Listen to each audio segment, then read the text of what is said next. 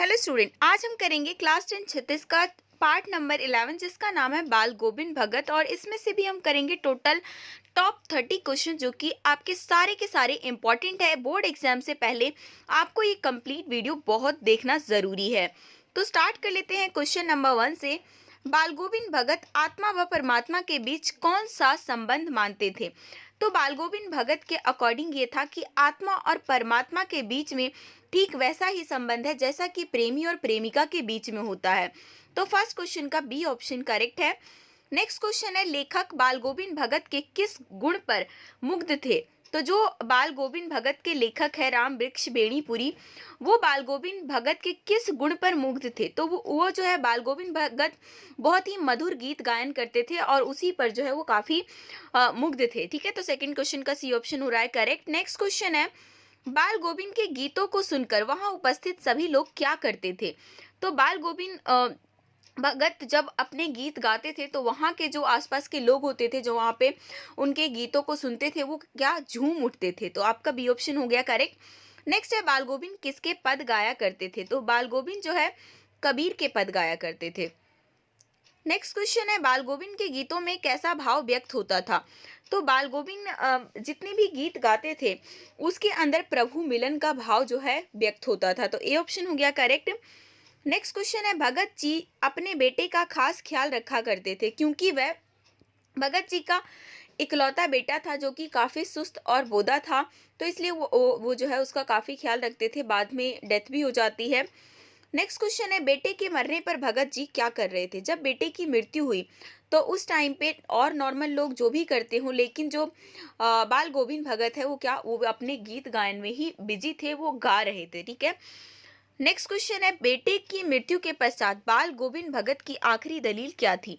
जब बेटे की मृत्यु हो गई तो बाल गोविंद भगत की आखिरी दलील यही थी कि जो उनकी पतोहू है उनका पुनर्विवाह करवाना चाहिए, मतलब उनकी दूसरी शादी करा देनी चाहिए।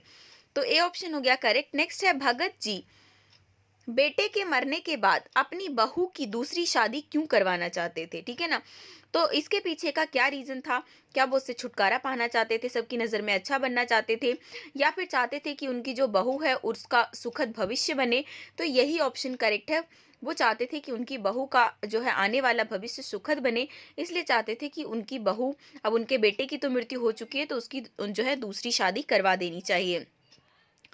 नेक्स्ट क्वेश्चन है, भगत जी की बहू उन्हें छोड़कर क्यों नहीं जाना चाहती थी? अब भगत जी की जो बहू होती है वो छोड़कर नहीं जाना चाहती है। क्यों? क्योंकि उसे अपने ससुर की चिंता थी, क्योंकि जो यहाँ पर बाल गोविंद भगत हैं वो 60 साल से भी ऊपर के इंसान हैं, तो उसको मतलब जो उनकी बहू है उनको काफ़ी ज़्यादा चिंता रहती है, इस वजह से वो घर छोड़कर नहीं जाना चाहती थी। नेक्स्ट क्वेश्चन है, बाल गोविंद भगत शीर्षक पाठ के लेखक का नाम क्या है? जो बाल गोविंद भगत शीर्षक है इस पाठ के लेखक का नाम राम वृक्ष बेणीपुरी है। ठीक है, आपको नाम याद रखना है, तो ये भी काफी आपका इंपॉर्टेंट क्वेश्चन है। नेक्स्ट क्वेश्चन है, बाल गोविंद की टोपी कैसी थी? तो बाल गोविंद जो है टोपी पहन के रखा करते थे और उनकी टोपी जो है कबीर पंथियों जैसी थी। ऐसे भी हमें पता चला कि वो कबीर में काफी मानते थे। नेक्स्ट है, बाल गोविंद किनके आदर्शों पर चलते थे? तो बाल गोविंद जो है जैसा कि हमें पता है कि वो कबीर को इतना फॉलो करते थे, तो कबीर दास के आदर्शों पर चलते थे। नेक्स्ट क्वेश्चन है, बाल गोविंद भगत किसे निगरानी और मोहब्बत के ज्यादा हकदार मानते थे?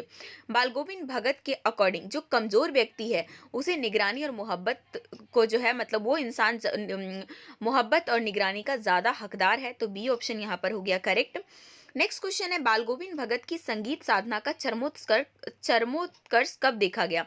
मतलब उनकी संगीत साधना एकदम चरम स्थिति पर कब देखा गया? जब उनके इकलौते बेटे की मृत्यु हुई तब उनके संगीत का जो है ना एकदम चरम स्थान पर देखा गया। उस टाइम पे भी वो जो है गाए जा रहे थे। तो यहाँ पर आपका सी ऑप्शन हो रहा है करेक्ट। नेक्स्ट क्वेश्चन है, भगत जी ने पुत्र की चिता को आग किससे दिलवाई? तो पुत्र की जब चिता में आग देने की बारी आई तो किससे दिलवाई गई? भगत जी ने किससे दिलवाई? अपने पतोहू से, यानी कि बहू से। ठीक है, तो 16 का हमारा ए ऑप्शन हो गया करेक्ट। नेक्स्ट है, बाल गोविंद भगत पुत्र की मृत्यु पर पतोहू को रोने के बदले क्या करने को कहते हैं?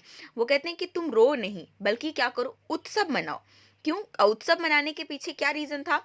कि उनका मानना था कि जब किसी की मृत्यु होती है तो आत्मा और परमात्मा का मिलन होता है, तो इसलिए ये समय जो है उत्सव मनाने का है, ना कि रोने का। नेक्स्ट क्वेश्चन है, लेखक ने बाल गोविंद भगत को साधु क्यों कहा होगा? लेखक ने जो है बाल गोविंद भगत को साधु इसलिए कहा था क्योंकि वे सच्चे साधुओं जैसे उत्तम विचार रखा करते थे। ठीक है, तो ए ऑप्शन हमारा हो रहा है करेक्ट 18 क्वेश्चन का। नेक्स्ट है, बाल गोविंद भगत के खेत में जो कुछ पैदा होता था उसे वे सर्वप्रथम किसे भेंट करते थे? तो बाल गोविंद भगत खेतीबाड़ी का काम किया करते थे, तो सर्वप्रथम जो जो भी उनके खेत में पैदावार होती थी ना, उसको सबसे पहले वो जाकर कबीरपंथी मठ में देते थे। नेक्स्ट क्वेश्चन है, बाल गोविंद भगत द्वारा अपने पुत्रों की मृत्यु पर शोक न मनाने व आनंदोत्सव मनाने का क्या कारण था? कारण वही था क्योंकि वे मृत्यु को आत्मा और परमात्मा का मिलन मानते थे, इसलिए उन्होंने कहा कि जब मेरे पुत्र की मृत्यु हुई है तो कोई भी शोक ना मनाए बल्कि सब आनंदोत्सव मनाए।